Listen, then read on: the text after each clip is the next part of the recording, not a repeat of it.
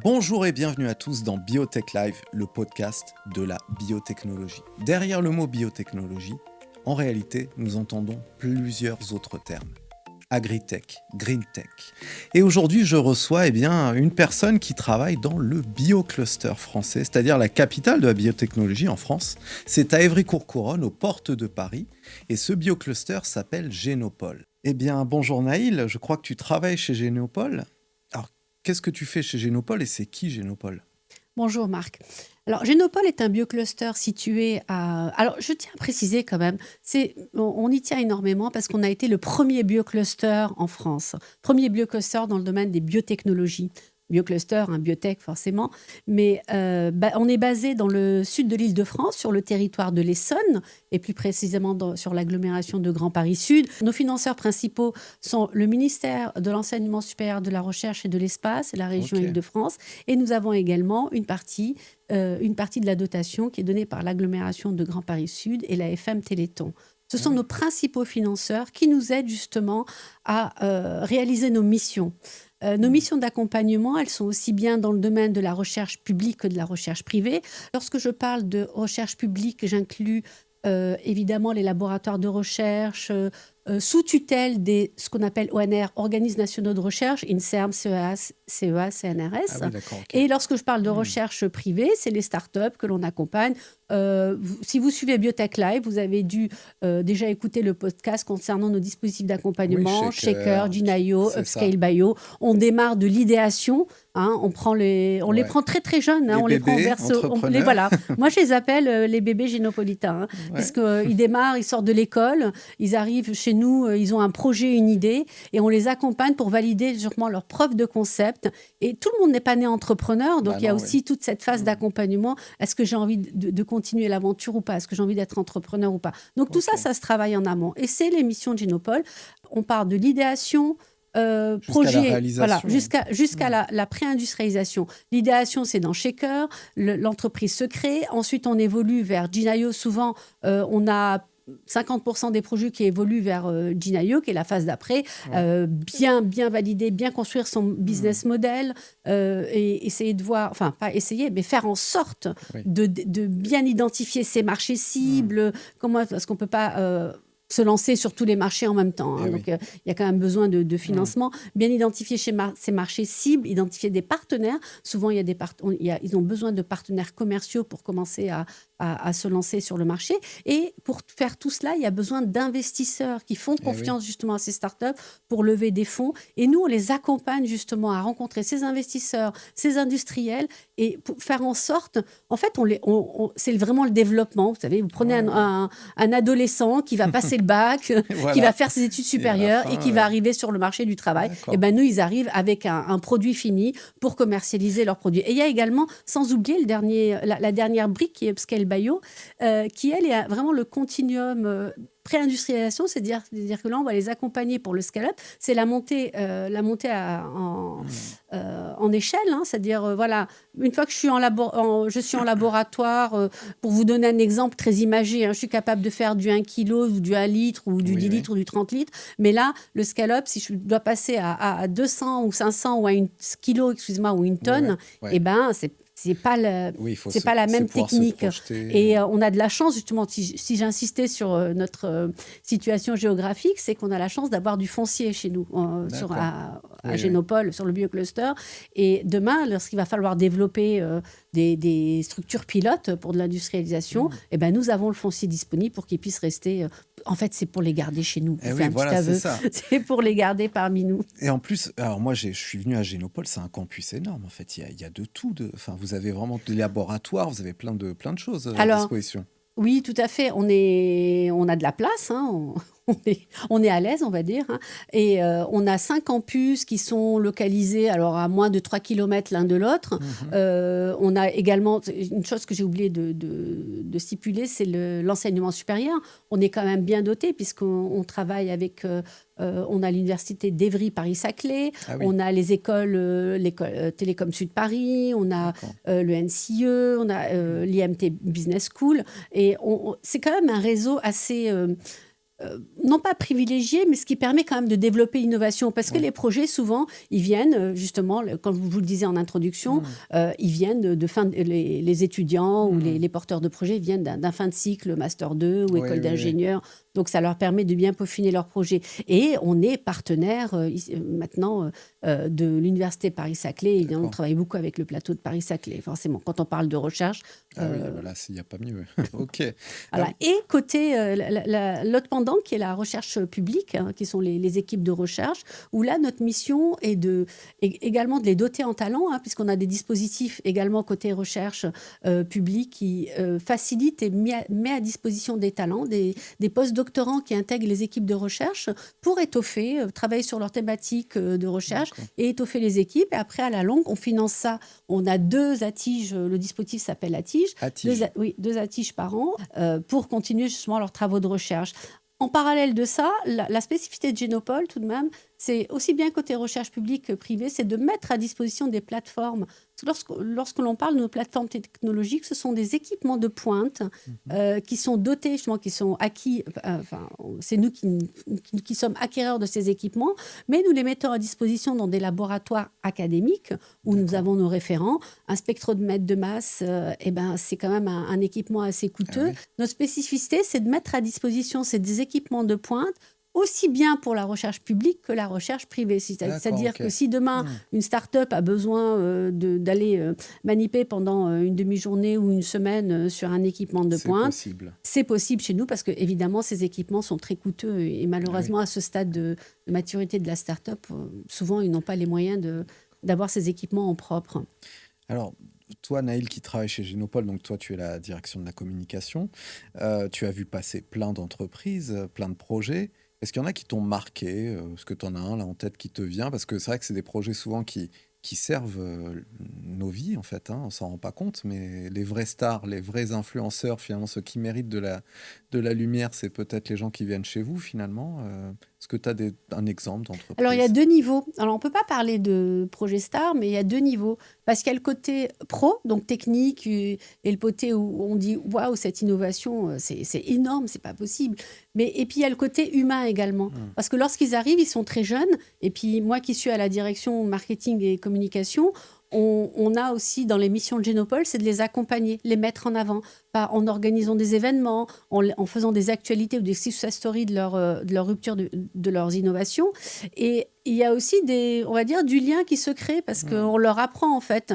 Alors, on leur apprend à se mettre en avant. On fait, lorsque c'est par exemple des levées de fonds, on va faire une actualité pour parler justement de leurs avancées. Et il y a des choses qui se créent quand même. C'est de l'humain tout de même. Oui. Côté technique, oui, en fait, on est vraiment dans une... comment on pourrait appeler ça? Un berceau où on apprend tous les jours et du fait d'avoir ces innovations, on se dit non mais c'est pas possible. Mais oui, si c'est possible. Aller réparer un brin d'ADN abîmé, oui c'est possible. Aller produire du fromage sans origine animale, oui c'est possible grâce à justement à de la fermentation de précision. Voilà, il y a plein de technologies, des technologies de rupture. Alors bien évidemment, nous on est vraiment en recherche fondamentale et on va jusqu'à la recherche appliquée et ces travaux de recherche, en fait, sont très... je veux dire, les temps de développement sont très, très longs. Donc, et c'est pour ça qu'il y a besoin de les accompagner aussi bien au niveau de recherche de fonds, recherche de partenaires commerciaux et de les faire avancer. Il y a aussi ce côté aussi recherche publique, recherche privée. Le fait d'être sur un écosystème où on a les deux aspects, c'est de faire en sorte qu'ils se retrouvent, qu'ils se rencontrent, qui puissent développer des projets en partenariat, qui puissent s'entraider. Les startups, par exemple, quand elles sont sur des projets, le fait d'être dans un écosystème comme le nôtre, parce qu'elles ont un sujet bien défini, on est capable de leur dire attends, je vais te mettre en relation avec le directeur de tel labo parce qu'il a une partie sur cette innovation, il pourra surmonter ou alors tout simplement, lorsqu'on fait des mises en relation avec des investisseurs ou des industriels, ça fait partie de notre job, mais il y a aussi le petit truc en plus qui fait qu'on a de l'expérience, on sait comment ça par rapport au projet en question, on sait vers quoi ça peut aboutir, donc on anticipe souvent les mises en relation, les contacts. Tiens, va rencontrer un tel parce qu'il va pouvoir te donner les bons inputs. Alors, j'imagine que c'est un travail qui est très riche, très varié. Donc, on a ces dispositifs dont on a parlé aussi dans les autres épisodes, Shaker, Gin.io, donc Upscale Bio aussi, et Atige, donc, dont tu viens de parler. Alors, Naïl, donc toi, tu es directrice communication et marketing. En fait, qu'est-ce que tu mets en place? Alors, il y a plein d'actions, mais si tu devais un peu résumer ton champ d'action sur tout ça.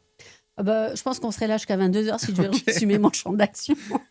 Non, mais en donnant deux ou trois exemples, hein. Donc, j'ai dit, on a recherche publique, recherche privée. Pour la recherche publique, tout ce qui est laboratoire, eh ben, on met en avant leurs publications, on met en avant leurs innovations. C'est la même chose, hein, côté recherche privée. En revanche, pour faire en sorte que ces deux mondes se Oui, rencontrent et se côtoient, on organise des événements pour justement créer l'émulation du mhm, biocluster. On organise également des événements en invitant des industriels ou des d'accord. investisseurs. On organise une fois par an la Genopole Partnering Week où l'on met en avant nos startups et là, on invite des investisseurs et des industriels Ah, pour que ok. se crée le lien justement côté partenariat industriel Hmm. ou Oui, pour recherche des de levées fonds de pour fonds. Ok. exactement recherche de fonds pour les entreprises. On organise également des colloques, ça peut être des colloques scientifiques, ça peut être des rencontres justement pour faire en sorte que des industriels rencontrent. Alors quand je dis Génopole Partnering, c'est très spécifique hein, parce qu'on s'adresse selon le profil de nos startups, on va aller rechercher le bon industriel et les investisseurs qui investissent dans Oui, ces domaines-là. En revanche, on peut organiser des journées avec des industriels pour faire en sorte que les startups les rencontrent en parallèle de tout ça, hein, en hmm, parallèle de la Génopole Partnering Week. On organise également, lorsqu'on accueille les nouveaux entrants, on fait en sorte d'inviter tous les acteurs du biocluster ok. pour rencontrer les nouveaux, Hmm, les nouveaux entrants, hein, aussi bien ouais, ouais. côté start-up ou projet. Ça peut être également pour la Welcome Session quand on accueille Hmm, les nouveaux shakers et Gin.io. On a une newsletter qui met en avant justement tous les mois les innovations, aussi bien côté laboratoire que côté start-up. On organise un hackathon où là, les porteurs de projets arrivent avec... Alors, notre hackathon est très spécifique hein, parce qu'il n'est pas monosujet. Ah, ok. Chaque porteur de projet arrive avec son projet. Voilà. Nous, D'accord. c'est comment lever un verrou technologique en utilisant l'IA. Ça peut être un D'accord. chercheur côté laboratoire ou une start-up, ou Hmm, même l'écosystème de la recherche en général. Les projets hmm, viennent quand même d'instituts, je peux parler Institut Pasteur, Institut Curie, on a des chercheurs qui d'accord. viennent Ah justement oui. participer. Et nous, en fait, Génopole, on utilise notre plateforme d'open innovation qui s'appelle génopole.agorize, et ils déposent leurs sujets, ils déposent leurs besoins. Hmm, Et nous, on va, selon les besoins en talent, justement pour lever ce verrou technologique, on va chercher dans notre écosystème enseignement supérieur, école d'ingénieurs, d'accord. école d'informatique, enfin, tous ceux qui développent, école d'IA, tous ceux Oui, qui oui. développent justement des programmes, plutôt des élèves de dernière année, qui intègrent ces projets pendant 48 heures. En fait, il y a une certaine D'accord. émulation pendant 48 heures. Ils sont censés présenter un prototype ou un produit fini. Waouh. Oui, c'est un week-end. Vous le faites une fois dans Un l'année, c'est week-end ça? intense, oui, tout à fait. C'est une édition D'accord. annuelle, une fois dans l'année. Et ce qu'il faut savoir, c'est que comme ça, bon, il y a énormément d'hackathons qui se déroulent hein, dans le monde Oui, de la oui. recherche.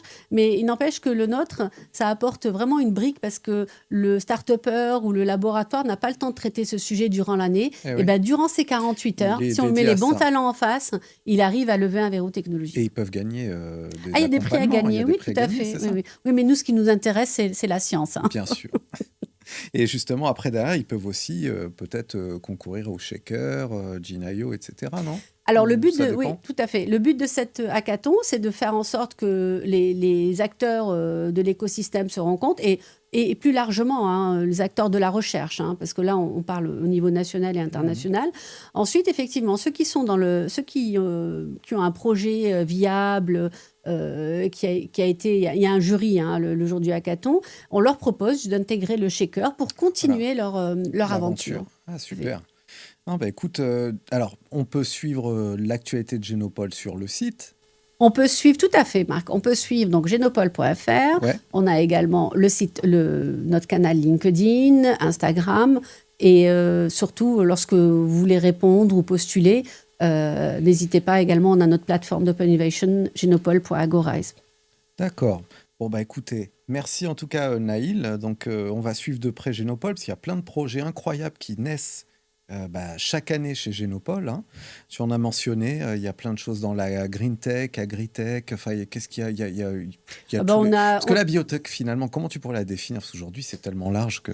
C'est très large. En tout cas, nous, à Génopole, on a 2 thématiques majeures. Ce qu'on appelle biothérapie innovante, qui est dans le domaine de la santé, et le bioéconomie. Donc, biothérapie innovante, on met tout ce qui est thérapie génique, thérapie cellulaire, les sujets qui travaillent justement les travaux de recherche dans ces domaines-là. Et pour la bioéconomie, on a tout ce qui est food tech, agtech, green tech.